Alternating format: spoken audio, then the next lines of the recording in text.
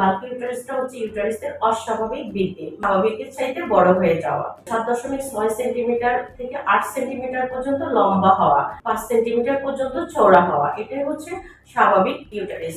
আর যখন এটি ফুলে যায়, বড় হয়ে যায়, তখনই এটাকে বাল্কি ইউটারাস বলা হয়ে থাকে। প্রথম যে লক্ষণটা আমরা দেখতে পাই, দীর্ঘস্থায়ী পিরিয়ড। একবার পিরিয়ড শুরু হয় তার বন্ধ হতে চায় না, লং টাইম পর্যন্ত চলতে থাকে, এমনকি কয়েক মাস পর্যন্ত দীর্ঘস্থায়ী হয়ে থাকে। অস্বাভাবিক রক্তপাত, একবার যদি পিরিয়ড শুরু হয় তাহলে অস্বাভাবিক আকারে সেটা রক্তপাত হতে থাকে, রক্তপাতের পরিমাণটা অত্যধিক হয় এবং সেটা দীর্ঘমেয়াদী হয় এবং অনেক যন্ত্রণাদায়ক সময় তখন পার করতে হয়। তলপেট ভার ও ব্যথা অনুভব করা, তলপেটটা সবসময় একটা ভার বা চাপ এবং ব্যথা অনুভব করে। ঘন ঘন প্রস্রাব, তলপেট যখন অনেক বড় হয়ে যায় তখন সেটা মূত্রনালীতে চাপ পড়ে, আর মূত্রনালীতে চাপ পড়ার কারণে ঘন ঘন আপনার প্রস্রাবের বেগ হতে পারে, কোষ্ঠকাঠিন্য, মলাশয়েও চাপ সৃষ্টি করে যখন এটা বড় হয়ে যায়, কারণ এই অর্গানগুলো সব একটার সাথে একটা পাশাপাশি জড়িত। পেলভিক বা পিঠে ব্যথা, পিছনের পেলভিক সাইডে ব্যথা করতে পারে এবং পিঠের নিচের সাইডে ব্যথা অনুভব হয়। যৌন মিলনে ব্যথা, সংঘর্ষের সময় আপনি ব্যথা অনুভব করতে পারেন বা এর পরে কিছু ব্যথা অনুভব হয়। অনেকের ওই মুহূর্তেও রক্তপাতও হতে পারে। পেট ফুলে যাওয়া, ধীরে ধীরে তলপেটটা ফুলে যায়। অনেকে মনে করে তার হয়তো